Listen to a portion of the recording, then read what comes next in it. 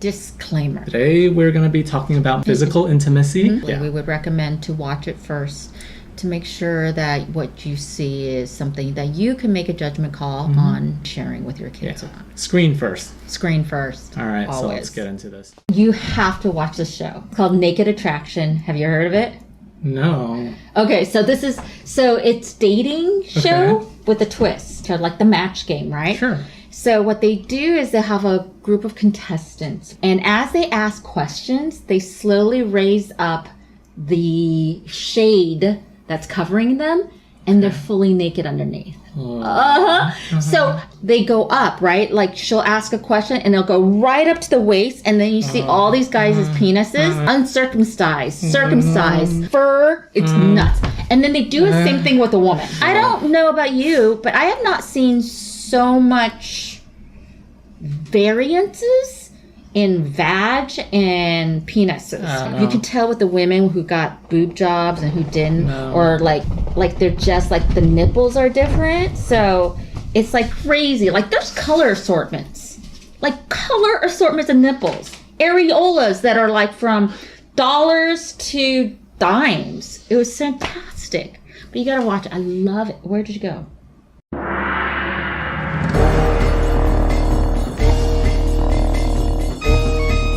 Hi, I'm Connie. And I'm Kent. And we are Crazy Therapeutic Asians, where we talk about mental health and the Asian American community. Today, we are talking about... Sex. Dun, dun, dun. Sex. You ready for this? Sex. When did you first learn about sex and had the sex talk? Because I'm going to guess they never did. That is accurate.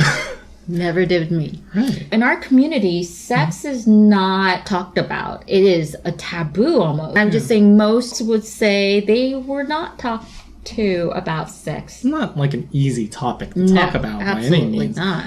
But with, like, I guess, Western cultures that comes across with, like, Christianity and whatnot, I'm like, oh, yeah, it's tied to the church and whatnot. When it comes to Asian Americans, I actually have no clue why a lot of us feel so taboo to talk about sex. And it's not even don't have sex until you're married. It's we are not going to talk about it. No info. It does not exist. You were immaculate conception. Like, there is nothing to give you any sense of there's a sexual thing out there. You popped out of a rock. You popped out of a rock. Yeah, like I can remember that we never had like a conversation. I somehow gained information, but how? I'm like not even completely sure. It's always like, oh, do you like someone? Nothing specific like about sex. Or, you know, whatever versions of it you want. I remember so clearly I was freshman year in high school.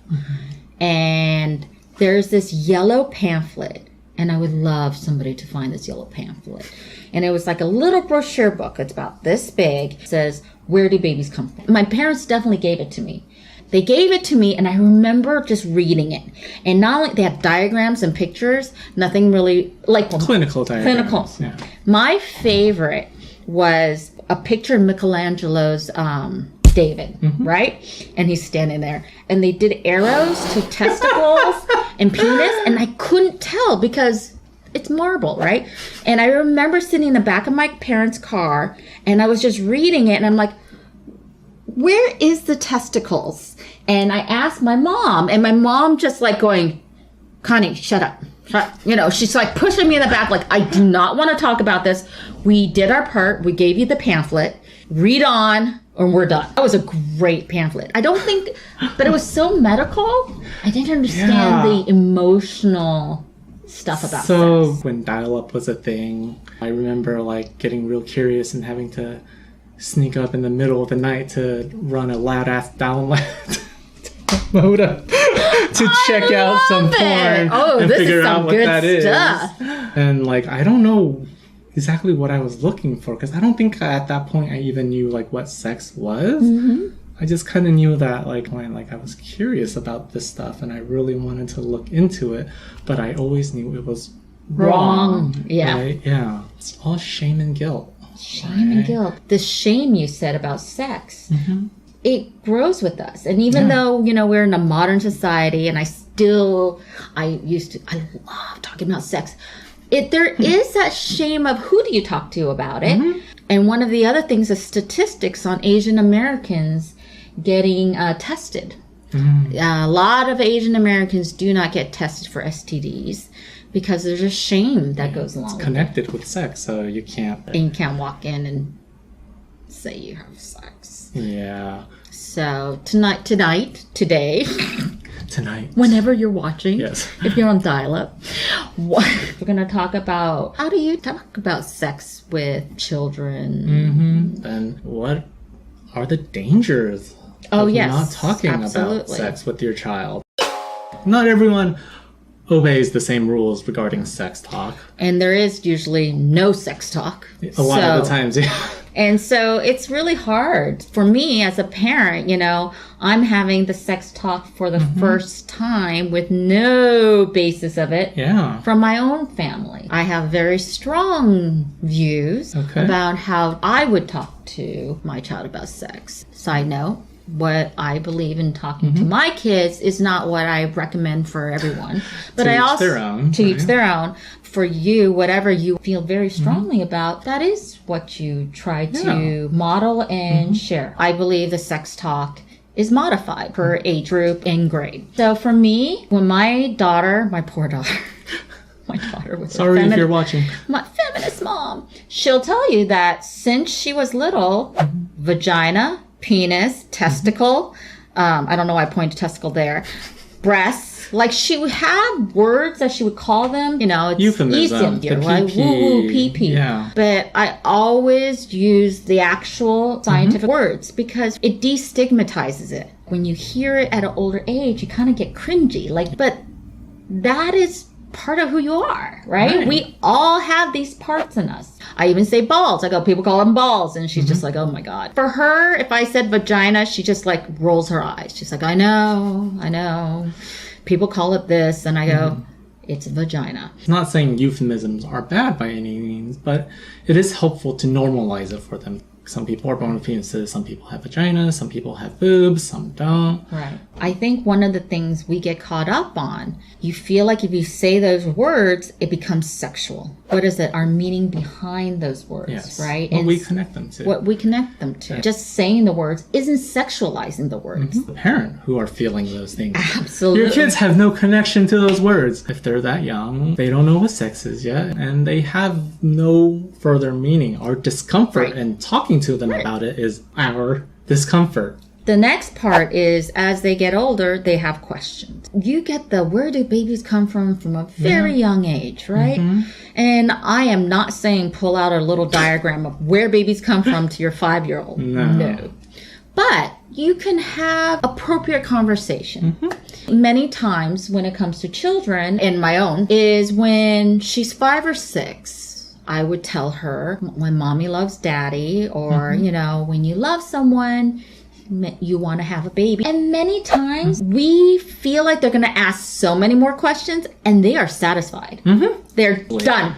Yes. All I needed to know. The kids are curious. They're going to have questions. But they're not as curious as you think. It's not That's like, right. Where do babies come from? Well, the penis goes here, and then the vagina's here, and sperm shoots out. Like, no. And now my kid's going to have sex at 5. Yeah. No. Right? You give them age-appropriate information. And what is age-appropriate? Well, you test the waters by giving the least intrusive, right? Absolutely. And if you do, they do start asking more questions. Certain things, you can't really go into details. At certain things, they're so young. I always say at young ages, distract. Right? That is a great tool. A child asks you a question and then you try to give more, but there are boundaries. You make boundaries and then you say, hey, look at this, or let's do this. They are gone. It is your prerogative as a parent to create those boundaries. But you don't need to do we're done. Or the common one is to make up a story, right? Even though it's like a common practice, you're essentially lying to them. And confusing them. And very confusing them. Like, I believe some weird shit. I wanted a little brother so bad. I begged and begged and begged. And I would go outside looking for a stork. I really did. The stork ring. Oh my gosh. I would be outside just waiting. And you would see birds, but no stork. And I just prayed that I would get a little brother. Yeah. Little did I know, that's not how you get a little brother. No. When you were in like 5th grade, 6th grade, they usually separate the girls and boys and talk about anatomy. And usually they send the parent a note, right? Saying, we're going to be doing this. When I know that, or even around the time where I feel like my daughter's peers are starting to get their period, that's honestly for me the time to give her the conversation. Yeah. I like to do it before she learns it at school because I like to get her comfortable, have a one-on-one and learn these things. And so she's not terrified. If you let them know these things from the very beginning, they're already a lot more informed than maybe a lot of the kids going in. And also for them, they're going to giggle. Yeah. And they're going to feel uncomfortable. And that's okay, because everyone else is. Right. And it's for you as a parent, you're the grounding point. Yeah. If you're comfortable, they can giggle and stuff, but they know to go to you because you're there and you're openly talking about it. There is a difference between having information and acting on it. Like, let's say you're a household that doesn't believe in having sex before marriage. Yeah, you have every right to live your tradition. Absolutely. But it's about information. It's not like you telling your kids about sex or anatomy is going to suddenly make them want to do that. The kids can know what it is, but still value what you believe in. Absolutely. Right? I learned about death. I'm not going around killing people because the values my family gave me were not to murder people, right? Thank goodness. I remember very specifically, when my daughter first learned about menstruation, and it was one of those things we had the conversation and she's like, wait, it doesn't happen just once? Like, I remember I'm like, no, it happens every month. Poor And she's soul. just like, how do we not die? And her questions were like real. And I can imagine the fear It's in terrifying. her, right? First of all, to discover it happens every month. And then second of all, to discover that you're not bleeding out to death. Right? Like, how does this happen? It's scary. Yeah. And so having that conversation and giving her answers that she is comfortable with settles her. Yeah, it prepares them also. Right. And as they get older, you're going to have to talk to them about not just anatomy, but intimacy and sex. So there's the act, the bio, all that, and intimacy, which is incredibly important too. Because they are connected in so many ways. Our emotions are so connected and to sex that it becomes super scary at teenager age. When we are young, and we all been there, we feel the connection between intimacy and sex very differently than we do now, right? And so we can cultivate that, and we can be the nurturing parent to help them understand that they are worthy and deserving of great intimacy. When I was a teen girl, all I wanted was a boy to like me. And all I wanted is the boy I liked to like me. And there's a connection of my self-worth connected to if somebody liked me. Yeah. A lot of teenagers feel like the pressure of having sex. Many times they say, well, if he loves me or she loves me and she wants to have sex in order to show them I care about them, I have to. Yeah. And that's where a parent can come in and just let them know you don't. You own the body, right? It's about education, especially when they're in middle school, going into high school. Right. This is the time to have the conversation about sex. And because if you've started them off young and had these conversations all to now, you're also practicing for yourself. And when you get there, it won't be as big of a deal, right? So when you're educating a kid about sex, it's important to educate them on the emotional aspects, the biological aspects. And yes, this does include the risks, right? And how, even though there's nothing wrong with this act, there's nothing wrong with having sex, wanting sex, but when you engage with this with someone else, you do run risks that you maybe aren't capable of handling at your age right now. It becomes a whole risk of emotional, physical, and that's one of the big things is the physical risks. What a lot of Asian Americans are having problems with, the idea of you can have sex sex and then I get something like an STD or you get pregnant, not married. That is really shameful. Yeah, there's a lot of cultural stigma attached to sex, and because of that, it just furthers the not talking about it even more. Besides for like the risk of pregnancy, it is the emotional that is so important, because this is when they're young and forming their identities in themselves. You don't want young boys and girls to feel like it's okay to be abused, or that's what a normal relationship is, right? This is your chance to give them the idea of what a healthy relationship looks like. Absolutely. And I think that's really important. And you want them to be able to have a understanding of where they stand. I don't know, for you, when you went to college, it was almost like my blinders were ripped open and I was just like, everybody's dating, everybody's having sex, everybody's having I was shocked and terrified. And people can do that now? Yeah. Right? Yeah. And I'm like going, this is college? It's college. You're allowed to do that. And it just like, and I felt like so behind. It was a really confusing and difficult time. Yeah. Then you hear from someone you know and they're like, oh, I just had sex. You're like, what? You're not married. Yeah. You're not married. You can't do that. Then follows the, oh, should I be doing that? Oh, I don't have it. I'm missing out. Who do I pick to do that with? Oh, shit, I'm alone. Like, what the fuck? That's our experiences. Like, I went to UC Irvine, so Asian school. And, there were a bunch of sexually active Asian American students as well. So it's not like all of us are sheltered-ass beings, but I, for one, was. So as in parenting, we're just trying to share my experience of what I would like my daughter to know and be prepared about. So when she grows older, she doesn't make all the right decisions. It's not about making the right decisions. Right. But that she has a person to go to instead of not knowing. Yeah. And kind of guessing. Yeah. And at least I can help her kind of get to a point where she can really judge what she feels is important to her.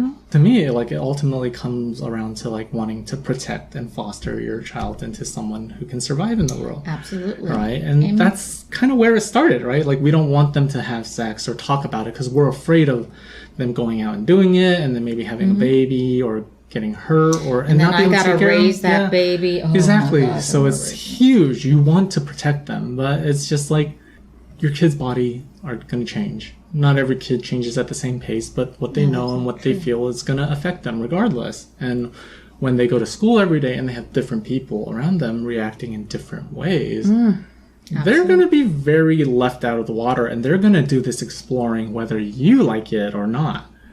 And a lot of this is, do you want to be a part of that conversation, or do you want to just find out stuff by surprise? Right. A lot of the times, parents don't know their kids are doing drugs. They don't know their kids are having sex. And if you don't have an open door of communication, you're not going to hear about it because you're saying, don't tell me about it. And then they act all shocked afterwards. Yeah. If they are having questions, be the person that they want to talk to.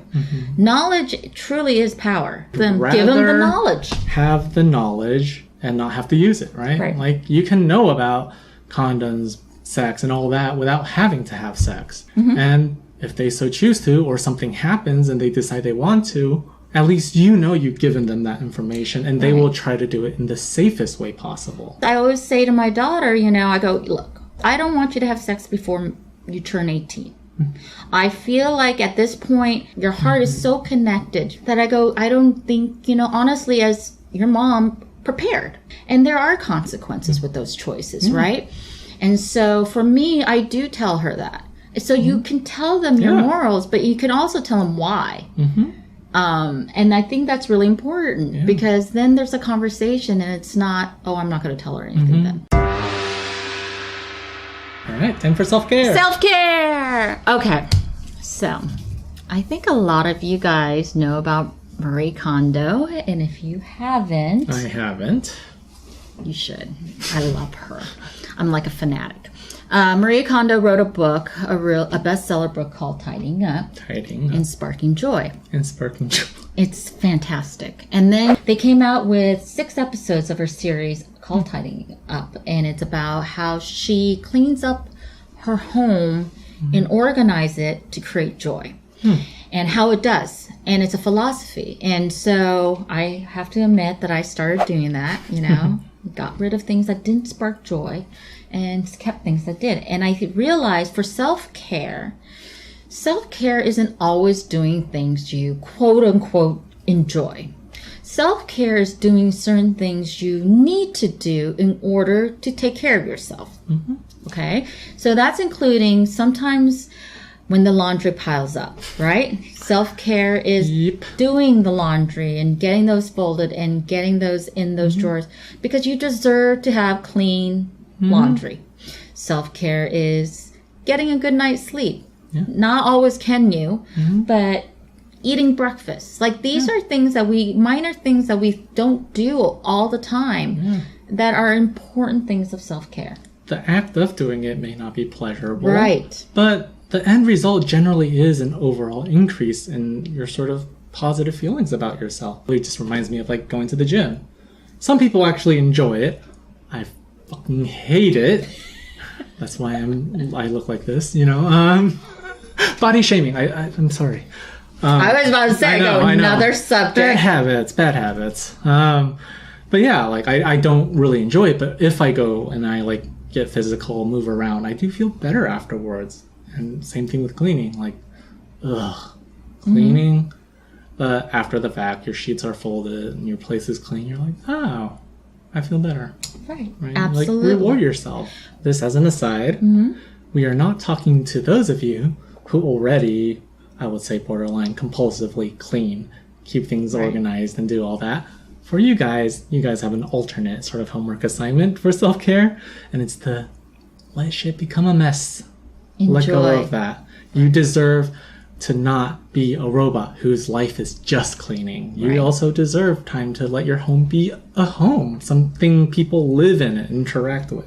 It's about the balance, and it is about not putting outside yourself that it's your worth. I can only be a good person if I clean all the house. No, it's about I deserve a clean house. I want to have laundry that's clean. I know I'll feel happier if I have laundry, so I'm going to do it. I know I'll be happier sitting here and watching TV instead of cleaning constantly. Well, do that. Right. It's not always going to be pleasurable, the action you're going for. Or we often forget the little things we need to do to care for ourselves. So whatever form that takes, do something for yourself, even if it might not be immediately pleasurable.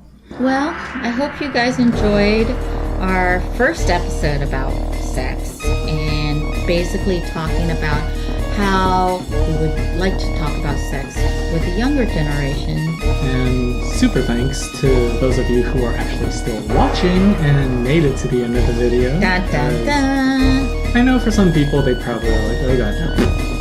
We're here to say there's nothing wrong with sex. Oh no. So, if you would like to learn more about us, you can visit us at Crazy Therapeutic, both on Facebook and Instagram. Subscribe to our YouTube page. Oh, yes. I know. I gotta start saying that. Subscribe to our YouTube page. And thumbs up. Yeah. If you want to check me out, and my practice is go to healinggenerationscounseling.com. And you can find me at therapeutic.healingpractices.com. We'll catch you next time. Summertime. Summer love. Let's want to do stuff. And we need to have our conversation about sex today. Our annual sex talk, right? It's really literally they hear something and you have a conversation. We see a movie. Be organic. Yes. Right? Like sex. No. Sex should be organic. Be nice, right? Yeah.